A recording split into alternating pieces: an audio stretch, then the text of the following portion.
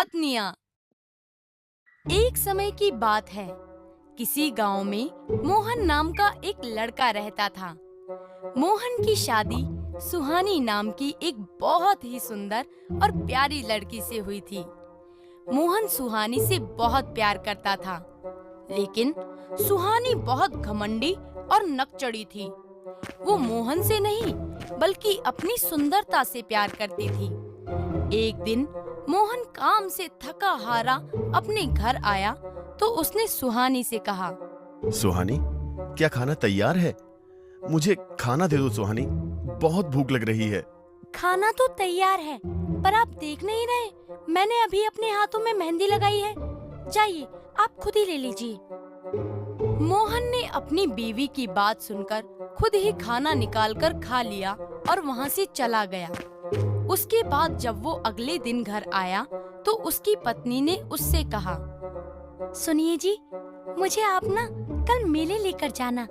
मुझे कई सारे गहने, कपड़े और सुंदर सैंडल खरीदनी है। सुहानी, मेरे पास इतने पैसे नहीं हैं जो मैं तुम्हें ये सब खरीदारी करवाऊं। जो थोड़े बहुत पैसे हैं उनसे मुझे खेती के लिए बीज भी खरीदने हैं। आपके पास दुनिया को बांटने के लिए पैसे हैं, पर मेरे लिए आपके पास पैसे नहीं हैं। हे भगवान, मेरी शादी ऐसे कंजूस पति से क्यों हो गई? मोहन पूरी रात अपनी पत्नी के तानों से इतना दुखी हो गया कि उसे नींद ही नहीं आई और वो पूरी रात सोचता रहा।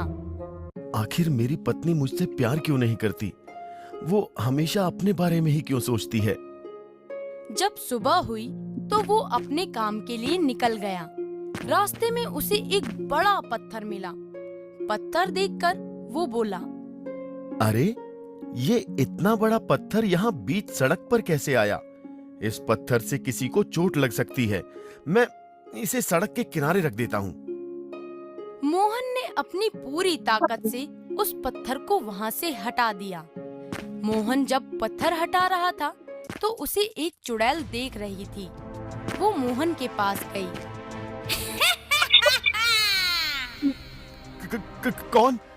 कौन हो तुम? मैं पुराने बरगद की चुड़ैल हूँ। आज सुबह से लोग इस रास्ते से जा रहे थे, लेकिन किसी ने भी इस पत्थर को नहीं हटाया। तुम बहुत अच्छे इंसान हो। मैं तुमसे बहुत खुश हूँ। बताओ, तुम्हें क्या चाहिए? मुझे जाने दीजिए, मुझे कुछ नहीं चाहिए। ये कहकर मोहन वहाँ से भाग गया, लेकिन चुड़ैल ने अपनी मायावी शक्ति से मोहन के बारे में सब कुछ पता लगा लिया। इतने अच्छे इंसान की इतनी घमंडी पत्नी, मुझे इस इंसान के लिए कुछ करना ही चाहिए। इसके बाद चुड़ैल मोहन के घर गई। उसने मोहन की पत्नी सुहानी पर जादू किया। चल जाए मेरी छड़ी का जादू, बन जाए सुहानी बिल्ली बेकाबू। चुड़ैल के ऐसा कहते ही सुहानी एक बिल्ली बन गई और उस चुड़ैल ने सुहानी का रूप धारण कर लिया। उसके बाद चुड़ैल ने सुहानी से कहा, तेरा पति इतना अच्छा है और तू इसके साथ इतना बुरा व्यवहार करती है। अब मैं तुझे सबक सिखाऊंगी। तुमने मुझे बिल्ली क्यों बनाया? मुझे